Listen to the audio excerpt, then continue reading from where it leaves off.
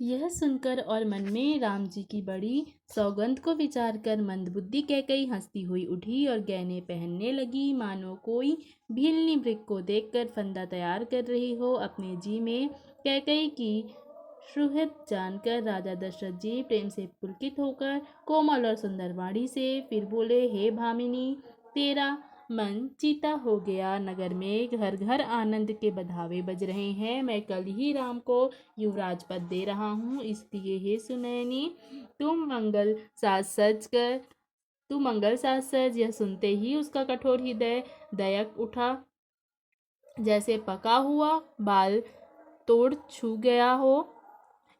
ऐसी भारी पीड़ा को भी उसने हंसकर छिपा लिया, जैसे चोर की स्त्री प्रकट होकर नहीं रोती, जिसमें उसका भेद न खुल जाए। राजा उसकी कपट चतुराई को नहीं लख रहे हैं, क्योंकि वह करोड़ों कुटिलों की शिरोमणि गुरु मंथरा की पढ़ाई हुई है। यद्यपि राजा नीति में निपुण है, परंतु स्त्रिय चरित्र असीम समुद्र है।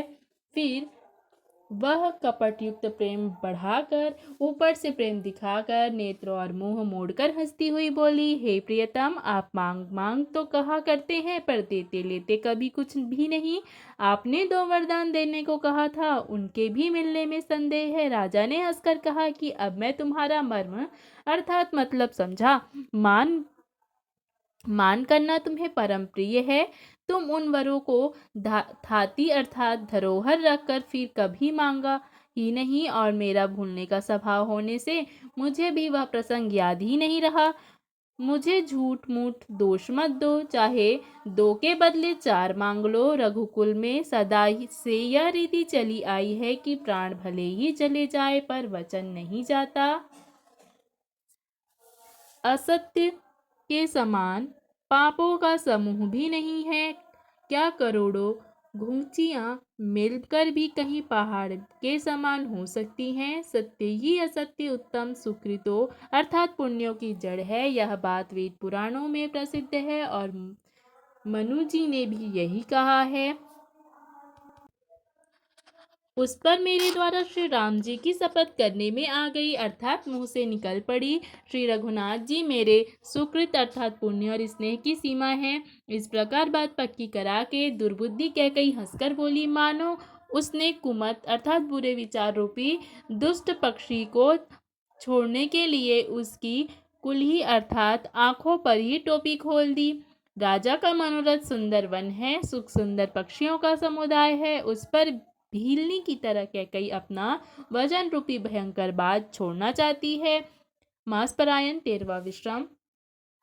वह बोली, हे प्राण प्यारे, सुनिए मेरे मन को भाने वाला एक वर तो दीजिए, भारत को राज तिलक, और हे नाथ, दूसरा वर भी मैं हाथ जोड़कर मांगती हूँ, मेरा मनोरथ पूरा कीजिए।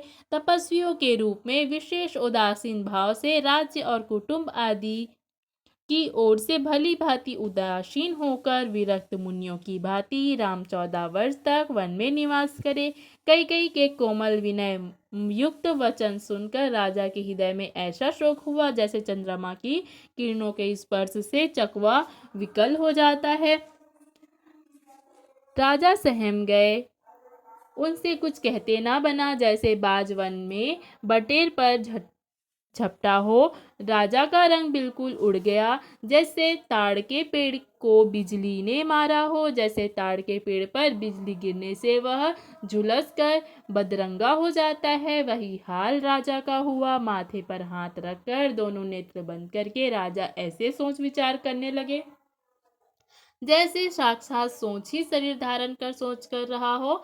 वे सोचते हैं, हाय, मेरा मनोरथ रूपी कल्पवृक्ष फूल चुका था, परंतु फलते समय कैकई ने हथिनी की तरह उसे जड़ समेत उखाड़ कर नष्ट कर डाला। कैकई ने अयोध्या को उजाड़ कर दिया और विपत्ति की अचल नींव डाल दी। किस अवसर पर क्या हो गया?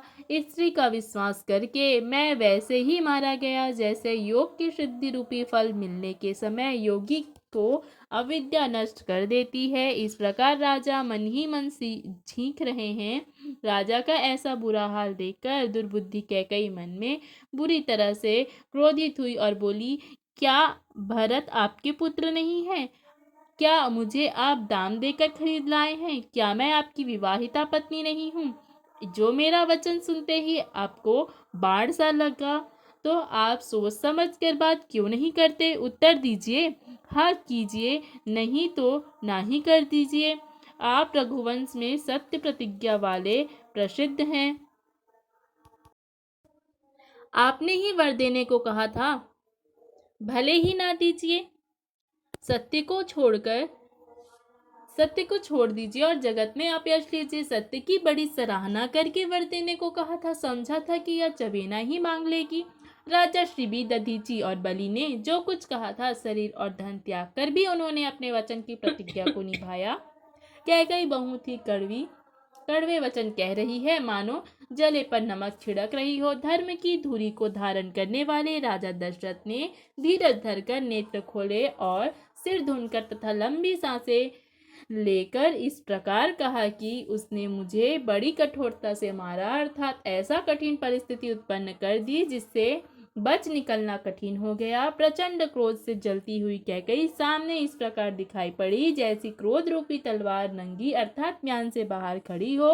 कुबुद्धि उस तलवार की मूठ है, निष्ठुरता धार है और वह कुबरी अर्थात मंथरा रूपी सान पर धरकर तेज की हुई है।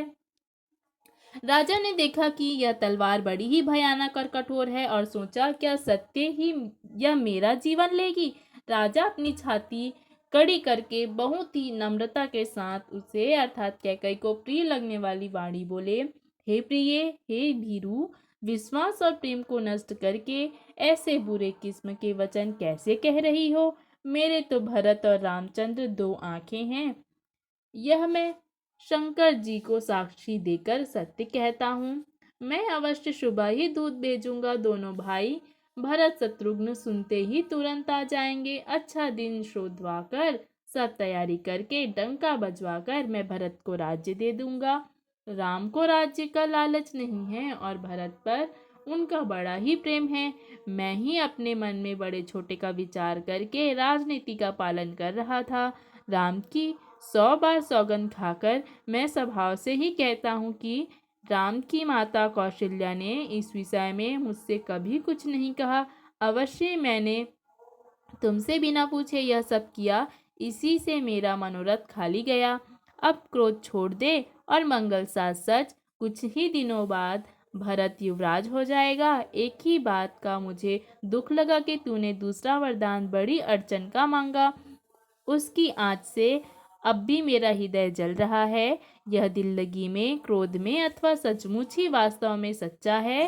क्रोध को त्याग कर राम का अपराध तो बता। सब कोई तो कहते हैं कि राम बड़े ही साधु हैं।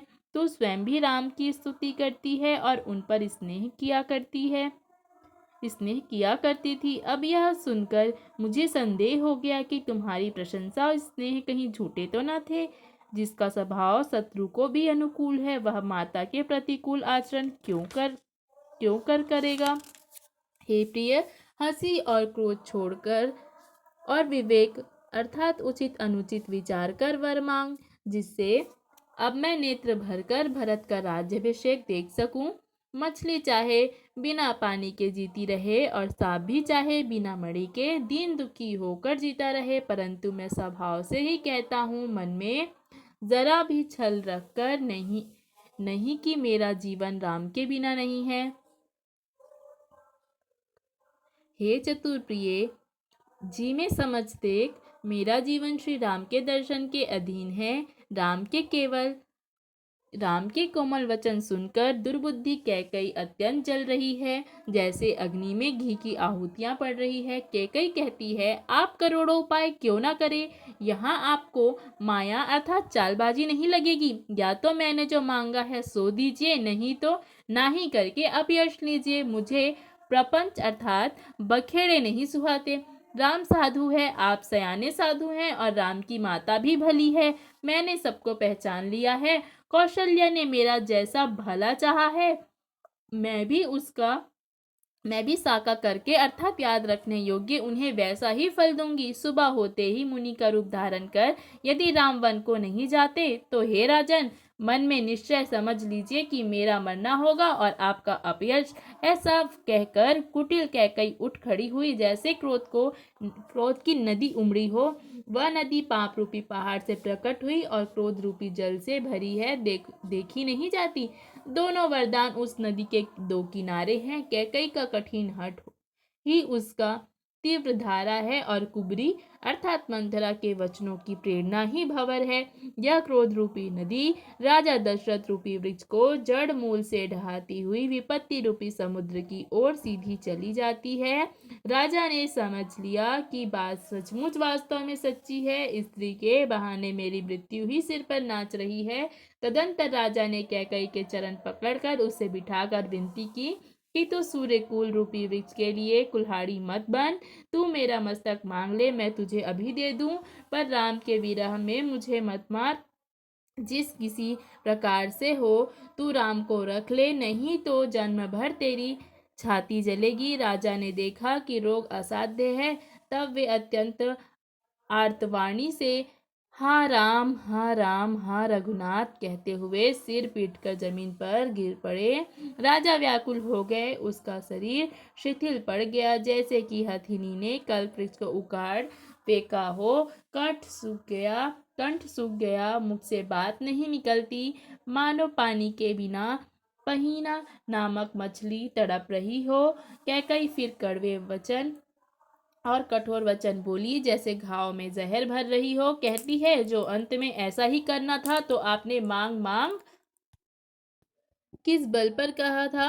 हे राजा, ठहाका मारकर हंसना और गाल फुलाना, क्या ये दोनों एक साथ हो सकते हैं? दानी भी कहना और कंजूसी भी करना, क्या राजपूती में क्षेम कुशल भी रह सकती है? या तो वचन ही छोड़ दीजिए या धैर्य धारण कीजिए।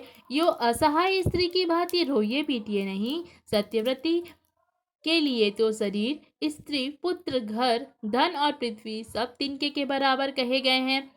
कैकई के मर्म भेदी वचन सुनकर राजा ने कहा कि तू जो चाहे कह, तेरा कुछ भी दोष नहीं है। मेरा काल तुझे मानो पिशाच होकर लग गया है, वही तुझसे यह सब कहला रहा है। भरत तो भूलकर भी राजपद नहीं चाहते, होनहार वश तेरे ही जी में कुमति आ बसी। यह सब मेरे पापों का परिणाम है, जिससे कुछ समय में बेमौके विधाता विपरीत हो गया। यह सुंदर अयोध्या फिर भली भांति बसेगी और सब गुणों के धाम श्री राम की प्रभुता भी होगी। सब भाई उनकी सेवा करेंगे और तीनों लोकों में श्री राम की प्रशंसा होगी। केवल तेरा कलंक और मेरा पछतावा मरने पर भी ना मिटेगा। यह किसी तरह नहीं जाएगा। अब तुझे जो अच्छा लगे वही कर। मुंह छिपाकर मेरी आंखों की ओर जा बैठ। मैं हाथ जोड़कर कहता हूँ कि जब तक मैं जीता रहूं तब तक फिर कुछ न कहना। अरे अभागिनी, फिर तू अंत में पछताएगी, जो तू नहारू के लिए गाय को मार रही है। राजा करोड़ों प्रकार से बहुत तरह से समझाकर और यह कह कहकर कि तू क्यों सर्वनाश कर रही है, पृथ्वी पर गिर पड़े, पर छल कपट करने में चतुर कैकई कुछ बोली नहीं। मानो मौन हो कर मसान जगा रही हो, शमशान में बैठकर प्रेत मंत्र सिद्ध कर रही हो। राजा राम राम रटते रहे और ऐसे व्याकुल हैं जैसे कोई पक्षी पंख के बिना बेहाल हो।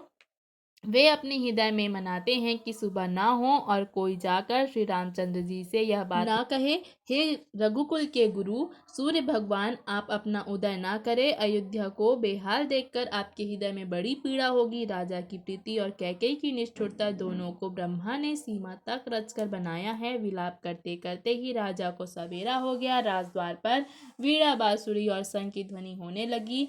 भाट लोग बिरुदावली पढ़ रहे हैं और गवैये गुणों का गान कर रहे हैं। सुनने पर राजा को वे बाण जैसे लगते हैं। राजा को ये सब मंगल साथ कैसे नहीं सुहा रहे हैं, जैसे पति के साथ सती होने वाली स्त्री को आभूषण। श्री रामचंद्र जी के दर्शन की लालसा और उत्साह के कारण उस रात्रि में किसी को भी नींद नहीं आई।